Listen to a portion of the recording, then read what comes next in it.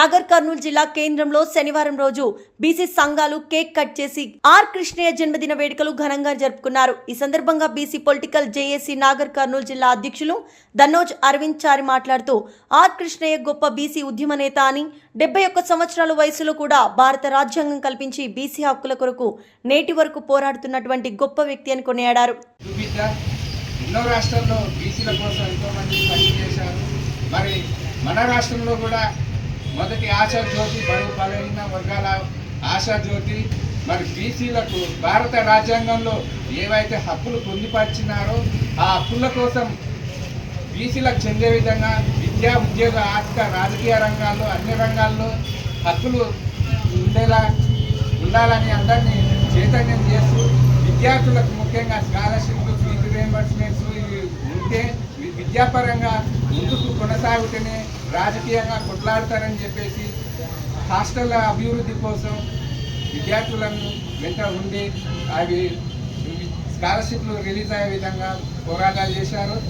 అనంతరం రాజకీయంగా ఉంటేనే అంబేద్కర్ గారు చెప్పినట్టు మాస్టర్ ఆఫ్ ది అంటే అధికారం చేతిలో ఉంటే ఏదైనా సాధించవచ్చు అని చెప్పి విద్యార్థులను చైతన్యం చేశారు. ప్రజలను చైతన్యం చేస్తూ రాజకీయంగా ఎదగాలని చెప్పేసి ఎంపీటీసీ జెడ్టీసీ స్థానాలు అప్పుడు ఎన్టీ రామారావు గారు ఉన్నప్పుడు కమిషన్ చేసినప్పుడు ఆర్ కృష్ణన్న గారు మరి దానికి పనిచేసి ఆ విధంగా 33% ఉండే విధంగా మండల కమిషన్ ఏర్పాటు చేసినప్పుడు ఆర్ కృష్ణన్న గారు ముందుండి దానికోసం పోరాడి సాధించిండు ఆ కమిషన్కు.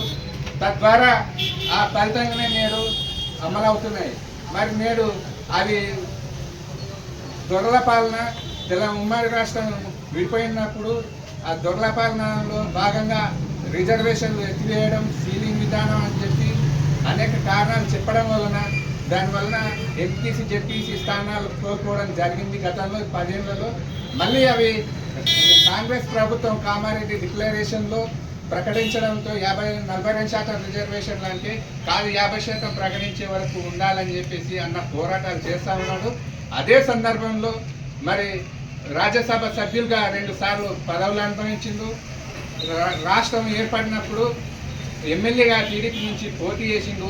పోటీ చేసి గెలిచినప్పటికీ కూడా ఏ పార్టీలో పనిచేసినా ఏ పదవిలో ఉన్న ఆర్ కృష్ణన్న గారు ఆ పార్టీకి సిద్ధాంతాలు ఏమున్నా పక్కన పెట్టి నా బీసీలు ముందుండాలి అని బీసీల కోసం మొదటగా పనిచేసి ఆ పార్టీకి వ్యతిరేకంగా అయినా సరే మాట్లాడి పేపర్ స్టేట్మెంట్ వచ్చి నా బీసీల కోసమనే పనిచేసి నటువంటి గొప్ప వ్యక్తి.